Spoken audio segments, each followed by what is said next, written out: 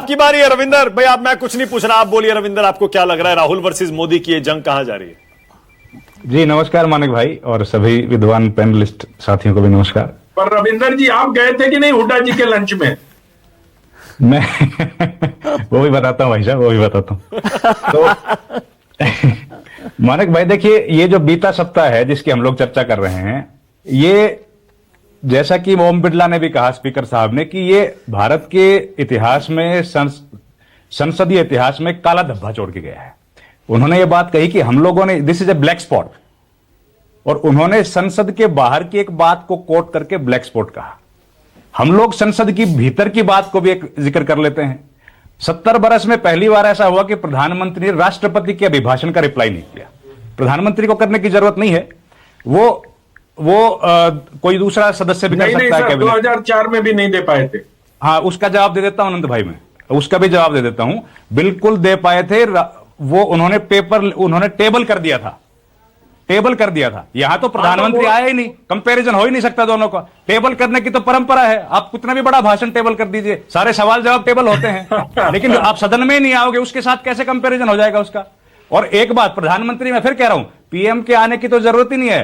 कोई भी उनके बिहाफ पे, उनका कैबिनेट कोलीग वहां पर राष्ट्रपति के अभिभाषण पे रिप्लाई का धन्यवाद कर सकता था, धन्यवाद प्रस्ताव पर कोई भी कर सकता है। रूल 20 क्लियर है इस बारे में। लेकिन नहीं देना न केवल राष्ट्रपति का अपमान है, बल्कि संसदीय परंपराओं पर भी ये कुठाराघात है। इसके पहले आज तक कभी नहीं हुआ है, कैसी भी विषम परिस्थितियां हो। इन्हीं प्रधानमंत्री नरेंद्र मोदी, कितनी बार ऐसा हुआ है कि सदन में भाषण देने आए हैं और विपक्ष ने लगातार 1 घंटे 1.5 घंटे जितना भाषण चला, लगातार हंगामा किया है, लगातार खड़े होकर नारे लगाए। एक बार नहीं हुआ, अनेक बार हुआ। एक सेकंड रोकूं आपको। देखिए, प्रधानमंत्री या किसी के भी भाषण के दौरान हंगामा करना, शोर मचाना, अपनी बेंच पर रहकर, वेल में रहकर आकर नारेबाजी करना एक अलग बात है।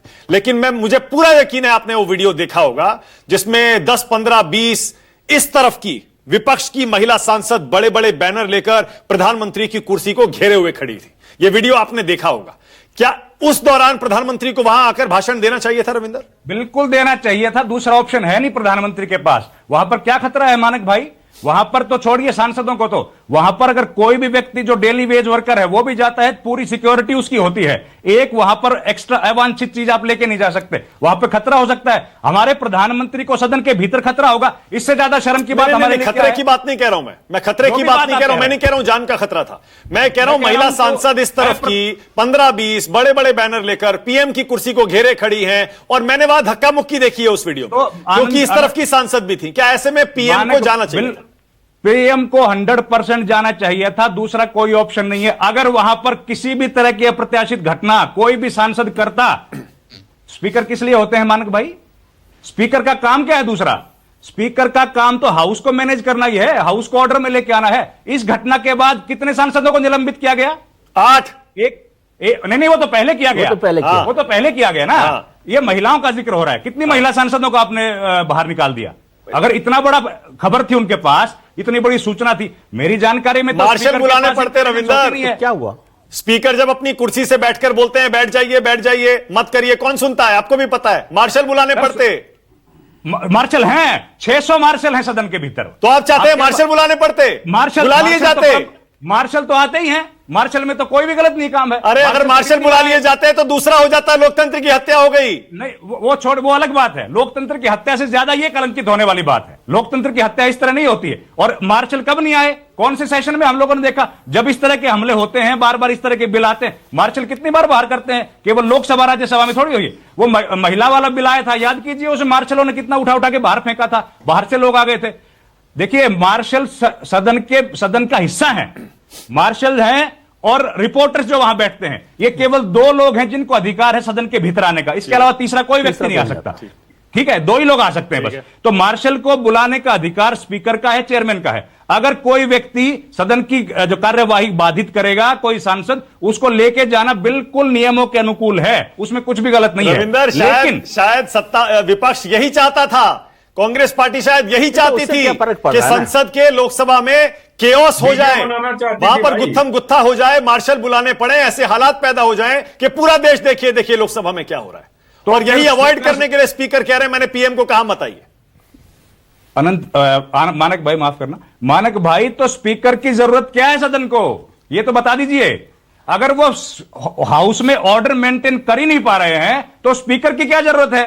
स्पीकर देखिए, डिप्टी स्पीकर तो है ही नहीं 11 साल से, सॉरी 6 साल से, लेकिन डिप्टी स्पीकर है नहीं। स्पीकर अगर हाउस को ऑर्डर में लेके नहीं आ पा रहे हैं, जिस व्यक्ति को बोलने का अधिकार हमारे प्रधानमंत्री, देखिए प्रधानमंत्री के तौर पर उनके पास सदन में कोई अधिकार नहीं एक्स्ट्रा, नेता सदन के तौर पर वो आ रहे थे। नेता सदन को अगर हम लोग सुरक्षित नहीं रख पाएंगे, हैं सर, सबसे ज्यादा अधिकार है उनके पास नेता सदन। नेता सदन के तौर पर उनके पास जितने अधिकार हैं, नेता सदन को अगर हमारा सदन प्रोटेक्ट नहीं कर पा रहा, 600 मार्शल की फौज वहां प्रोटेक्ट नहीं कर पा रही, स्पीकर उनको संरक्षण नहीं दे पा रहे, तो बताइए कमी किसके अंदर है? अगर तो हमारे भाई लोकसभा में भी थक जाते, राज्यसभा में थक गए, चले गए। ये तो प्रधानमंत्री के शब्द हैं। विपक्ष नहीं, लेकिन इसमें एक लाइन और जोड़ दूं रविंद्र जी को। रविंद्र भी जानते हैं, रविंद्र पार्लियामेंट को बहुत देखते रहे हैं, वो खुद भी रहे हैं उसमें, कि स्पीकर के पास पावर भी है और ड्यूटी भी है कि उनको तो प्राइम मिनिस्टर को डायरेक्ट करना चाहिए था कि भाई प्रधानमंत्री जी उस पर भाषण जवाब दें। ये दोनों चीजें उनके पास है, पावर भी है और ऐसे ही ड्यूटी भी है उनकी, तो उनको करना चाहिए था। रविंद्र, आपके हिसाब से फिर पीएम क्यों नहीं आए, ये भी बता दें। एक जवाब दे देता हूं मानक भाई। देखिए, सदन के भीतर 3 लोग सबसे महत्वपूर्ण हैं। सबसे बड़े स्पीकर, नंबर 2 नेता सदन, तीसरे नेता प्रतिपक्ष। एलओपी। इन तीनों की सहमति से ही सदन चलता है। इन दो, लेकिन यहां दिक्कत क्या हो गई है इस रिजीम में, और पिछले वाले रिजीम में भी हमने कई बार देखा था जब कमलनाथ थे पार्लियामेंट्री अफेयर्स मिनिस्टर, कि समन्वय बातचीत टूट गई है। जो सत्ता पक्ष, जो ट्रेजरी बेंच और ऑपोजिशन के बीच में समन्वय होता है, बातचीत होती है, वो बातचीत खत्म हो गई है। ऐसा कोई व्यक्ति नहीं है, उस कद का व्यक्ति कोई नहीं है, जेटली जी के कद का व्यक्ति नहीं है, कोई प्रणब मुखर्जी के कद का व्यक्ति नहीं है जो स्टेलमेट को सुलझा पाए, दोनों को साथ बिठा के बात कर पाए। ये सबसे बड़ी दिक्कत। एक सेकंड और देखिए, जयराम रमेश का क्लियर मीडिया में स्टेटमेंट है, नेता विपक्ष को बोलने नहीं दिया, प्रधानमंत्री को हम बोलने नहीं देंगे। नेता विपक्ष नहीं बोले तो पीएम की स्पीच का क्या मतलब? इसका मतलब विपक्ष ने तय कर लिया था पीएम को नहीं बोलने देंगे। आप चाह रहे हैं ऐसे में पीएम आए फिर भी, जब वो तय करके बैठे हैं कि हम नहीं बोलने देंगे। नहीं बोलने, और ये मीडिया में है, ऑन रिकॉर्ड स्टेटमेंट है, हम नहीं बोलने देंगे। मेरे को बस 2 मिनट दे दीजिए। 2 अलग अलग बातें हैं। प्रधानमंत्री को आना, उसका कोई ऑप्शन है नहीं, वो पीएम को भाषण देने के लिए, रिप्लाई करने के लिए आना पड़ेगा। ये रूल 20 है, उसका कोई ऑप्शन नहीं है।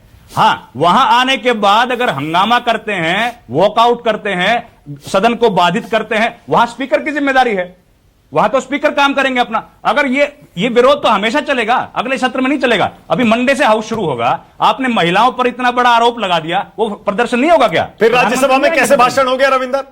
शांति से हो गया ना, वॉकआउट करके कैसे हो गया? यहां भी कर जाते भाई। जब वो ये कह रहे थे हम बोलने नहीं देंगे लोकसभा में, राज्यसभा में क्यों बोलने दिया, कैसे बोलने दिया? हाँ, तो वही तो कह रहा हूं सर, बाहर सदन के बाहर क्या बोला गया है, उसका सदन के भीतर क्या मतलब है? आप सदन के बाहर कुछ बोल रहे हो, उसकी वजह से कि हमको डर लग जाएगा कि किसी व्यक्ति को। सदन के बाहर अलग स्ट्रेटेजी होती है पॉलिटिकल पार्टीज की, सदन के भीतर। अब ये बताइए ना, राहुल गांधी क्यों नहीं बोल रहे? वो क्यों कह रहे हैं कि मैं तो सदन के भीतर नरवणे की किताब कोट करूंगा?